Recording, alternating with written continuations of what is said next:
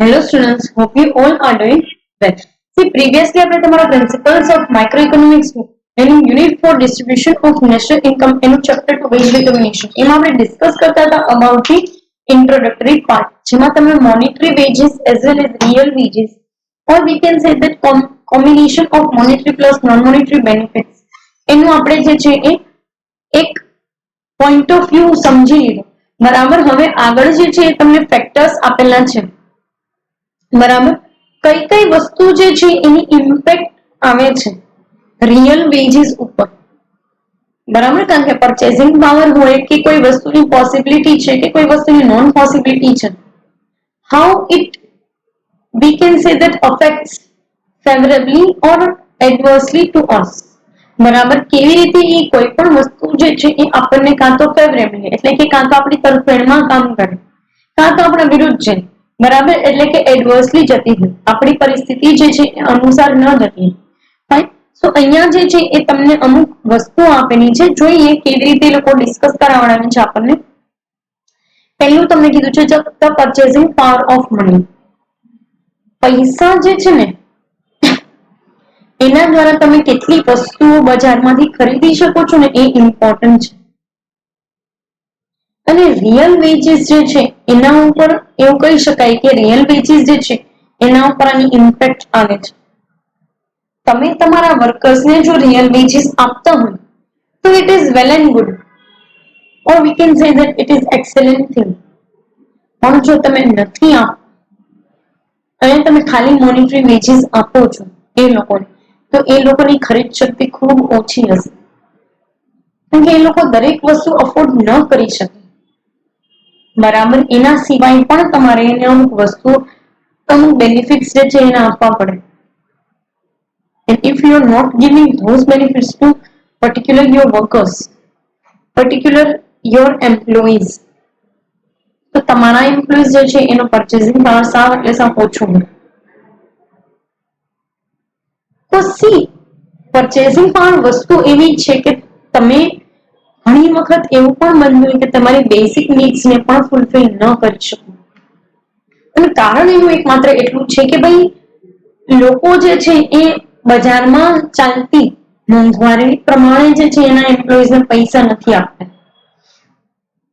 they are just giving that contract money. જેનો કોઈ decide કર્યું હોય એ વસ્તુ. બરાબર, તો એ બી એક વસ્તુ છે કે જે પરચેસિંગ પાવર જ્યારે વધઘટ થાય ને તો એ અફેક્ટ કરે છે રિયલ વેજીસને. તમારે તમારા એમ્પ્લોઈઝને બેઝિકલી આ પૈસા દેવા જોઈએ.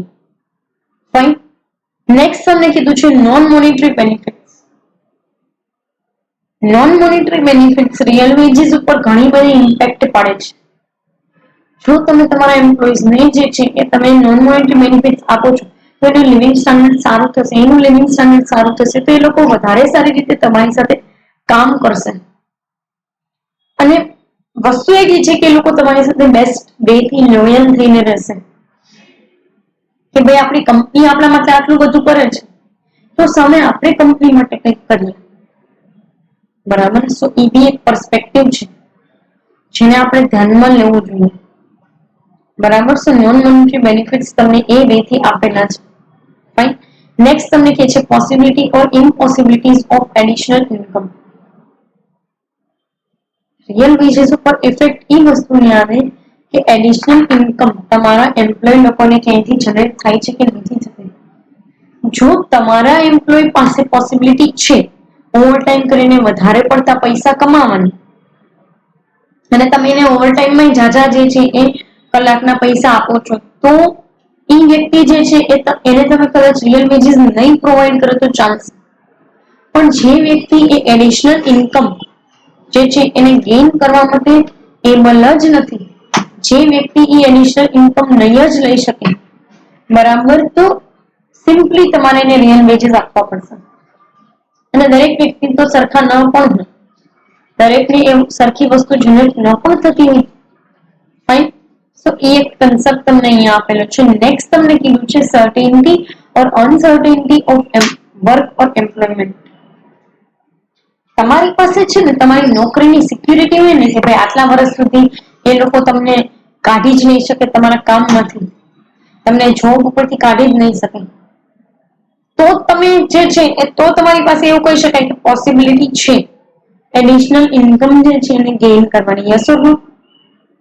પણ સોરી, તો તમારી પાસે એક એવી સિક્યુરિટી છે તમારા, એવું કહી શકાય કે ભાઈ વર્ક માટેની, તમારા એમ્પ્લોયમેન્ટ માટે કે ના ભાઈ આપણને આટલા વર્ષો સુધી તો જોબમાંથી કોઈ કાઢી નહીં શકે, તો આપણી પાસે આટલા વર્ષો સુધી તો આવક આવશે. પણ તમારી પાસે as a worker, as a employee તમારી પાસે જોબ સિક્યુરિટી નથી, તમારા એમ્પ્લોયમેન્ટની સિક્યુરિટી નથી, તો ખરેખર એ લોકોએ તમને રિયલ વેજીસ આપવા જ જોઈએ. કારણ એની પાછળ એકમાત્ર એટલું છે કે તમે એ લોકોને વર્ક સિક્યુરિટી તો નથી આપી શકતા, તો તમારે બીજી કોઈ પણ પ્રકારની સિક્યુરિટી આપવી પડે, જેથી કરીને એ લોકો તમારી સાથે જોડાયેલા રહે. કારણ કે એમ્પ્લોય છે તો તમારું કામ થશે, એમ્પ્લોય નથી તો તમારું કામ નહીં થાય. And that's it. બરાબર? તો એ બી એક વસ્તુ તમને આપેલી છે. નેક્સ્ટ તમને કીધું છે ધ નેચર ઓફ વર્ક. કામ છે ને એ કેવા પ્રકારનું છે ને એના ઉપરથી બી રિયલ વેજીસ જે છે આપવા કે નહીં એ નક્કી. If you are the service provider but for very less time, તો એ લોકો તમને રિયલ વેજીસ નહીં આપે.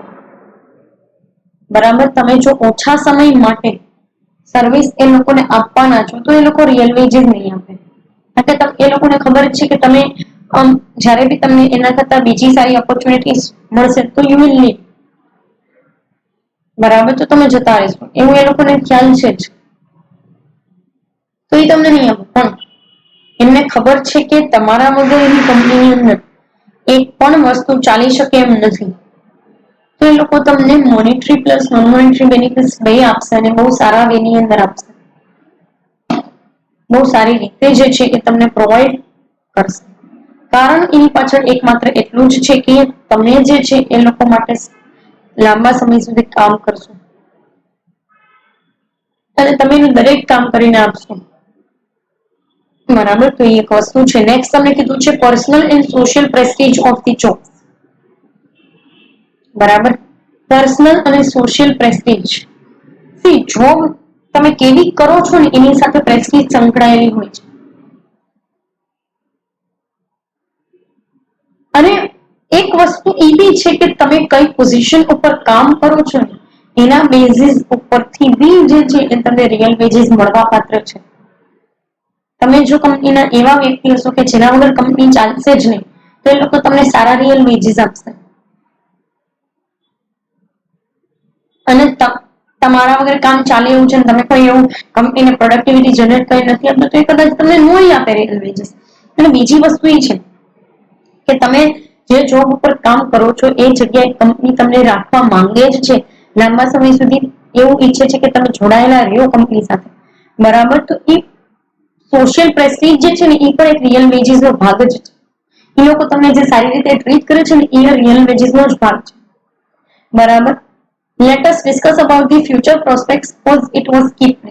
બરાબર? So let us discuss about future prospect. Future prospect એવી વસ્તુ છે અથવા તો future prospectus એવી વસ્તુ છે કે જેના બેસિસ ઉપરથી તમને આઈડિયા આવી જાય કે આ લોકો તમને જે કાંઈ પણ વેજીસ આપશે, બરાબર, એના ઉપરથી કંપનીને ખબર પડી જાય, તમને ખબર પડી જાય તમે કેટલા ટાઈમ સુધી કંપનીમાં ટકી રહેશો અને કંપનીને ખબર પડી જાય કે તમે કેટલા ટાઈમ સુધી કંપનીની સાથે ઓનેસ્ટલી કામ કરી શકશો. બરાબર? તો બે વસ્તુ છે. અને ફ્યુચરમાં તમે જો અહીંયા સારું કામ કર્યું, કંપનીએ તમને સારી રીતે સાચવા છે તે છે, તો ફ્યુચરમાં તમારી પાસે કેટલા ચાન્સીસ છે આગળ બીજી કોઈ કંપની સાથે જોડાવા. તો એ પણ એક તમને કંપની હેલ્પફુલ થાય ને આગળના તમારા કરિયરમાં, એ પણ એક રિયલ વેજીસનો જ ભાગ છે. બરાબર? નેક્સ્ટ તમને કીધું છે કન્ડિશન્સ ઓફ વર્ક. તમારી વર્ક કન્ડિશન છે ને સારી હોવી જોઈએ. તમને કોઈ બહુ ગંદકી વાળા માહોલમાં એવી જગ્યાએ જે છે એ તમને રાખ્યા છે તે છે, નો તમારા જે કંઈ પણ ટોયલેટ એવી બધી વસ્તુ છે સાફ ન કરેલા હોય, કોઈ વસ્તુ જે છે સારી રીતે સેનિટાઇઝેશનની જે છે એ સેનિટેશન ફેસિલિટી સારી ના હોય. બરાબર? તો આ તમારા માટે સારી વસ્તુ નથી. This is not good working condition. જો તમે લોકોને સારી વર્ક કન્ડિશન આપો છો તો એની પણ રિયલ વેજીસ ઉપર જે છે એ ઇફેક્ટ આવે જ છે ને, એ તમારા એક રિયલ વેજીસ નો જ ભાગ છે જે તમે તમારા એમ્પ્લોઈઝ લોકો માટે વિચારો છો કે ના આ લોકો સ્વસ્થ રહેશે, આનું સ્વાસ્થ્ય સારું હશે તો એ આપણા માટે સારું કામ કરીને દેશે. યસ ઓર નો? તો એ એક પોઈન્ટ ઓફ વ્યૂ જે છે એ આની અંદર આપેલું છે. ફાઇન. નેક્સ્ટ તમને કહે છે ઓક્યુપેશનલ એક્સપેન્ડિચર ઓર કોસ્ટ. તમારા વર્કર જે છે ને એને સાચવી રાખવા માટે તમારે અમુક પૈસા લાગતા હોય, કોસ્ટ લાગે છે, અમુક એક્સપેન્સ જે છે એ લાગે છે. ફાઇન. અને એ એક્સપેન્સ તમને બેઝિકલી જે છે એ એવું કહી શકાય કે ઈ એક્સપેન્સ બેઝિકલી તમારા માટે તો ઈ વર્કરને સાચવી રાખવા માટેનો ખર્ચ છે, બટ યસ એની પણ ઇમ્પેક્ટ આવે છે અને રિયલ વેજીસ સાથે બહુ સ્ટ્રોંગલી કનેક્ટેડ છે. કેવી રીતે હોય કે ભાઈ આજે કંપની જે છે એની અંદર હું લોકોને સારી કન્ડિશન્સ આજે છે એના માટેની ફેસિલિટી ઉભી કરવા માટે એને દરેક પ્રકારના ઇન્સ્યોરન્સીસ ને એવું બધું આપવા માટે હું ખર્ચ કરું છું. કાલ સવારે એ કામદાર ભાગી જાય એટલે મારે તો ફરી પાછું જે છે એ નવેસરથી બધું ચાલુ કરવાનું, નવેસરથી વસ્તુ પર ફોકસ કરવાનું છે. હવે આને કેમ સાચવી રાખવા છે તે છે, તો એ વસ્તુ મારા માટે તો બહુ ખરાબ ટાસ્ક થઈ જાય, બહુ મહેનત વાળું કામ જે છે એ થઈ જાય અને દરેક વખતે આવી મહેનતો કરવી મને ના પોસાય. બરાબર. તો એ બી એક પર્સપેક્ટિવ તમને અહીંયા આપેલું છે કે ઓક્યુપેશનલ કોસ્ટ કેટલી છે ને એની બી રિયલ વેજીસ ઉપર ઇફેક્ટ આવે છે. ફાઇન. નેક્સ્ટ તમને કીધું છે training period. Training period is strongly connected with the real veggies. તમને તમારો એમ્પ્લોયર જો મફતમાં ટ્રેનિંગ આપતો હોય, મફતમાં ટ્રેનિંગ સારી ટ્રેનિંગ અને તમને બીજે કરિયર ઓબ્જેક્ટિવ તમારા અચીવ કરવા માટે તમને યુઝફુલ થતું હોય તો એ રિયલ વેજીસ બહુ સારું કહેવાય. અને આવું રિયલ વેજીસ ઘણી કંપની આપતા હોય છે. ટ્રેનિંગ જે છે એ તમને પ્રોવાઈડ કરે. ટ્રેનિંગ પ્રોવાઈડ કરવા પાછળનું કારણ એ છે કે તમે તમારા કરિયર પાથની અંદર આગળ વધી શકો. બરાબર. તો એ એક વસ્તુ જે છે એ આની અંદર આપેલી છે. લાસ્ટ તમને કીધું છે એડિશનલ વર્ક વિધાઉટ રેમ્યુનરેશન.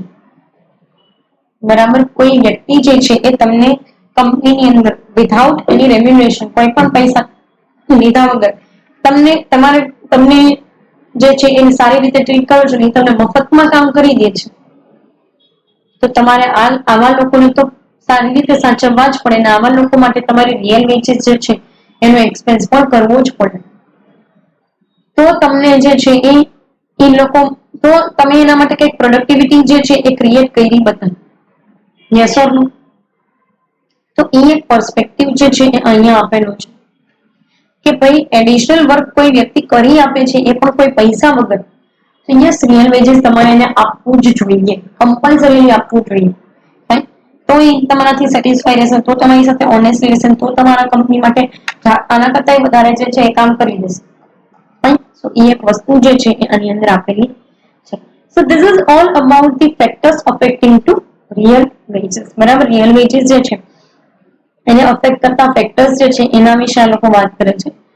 કમિંગ સેશનની અંદર આપણે મોનોપોલીમાં કેવી રીતે વેજ જે છે અથવા તો વેજીસ જે છે ડિટરમાઇન થઈ શકે એમ છે એના વિશે આપણે વાત કરીશું. પર્ટિક્યુલર આ સેશન માટે અહીંયા સુધી રાખીએ. Thank you so much.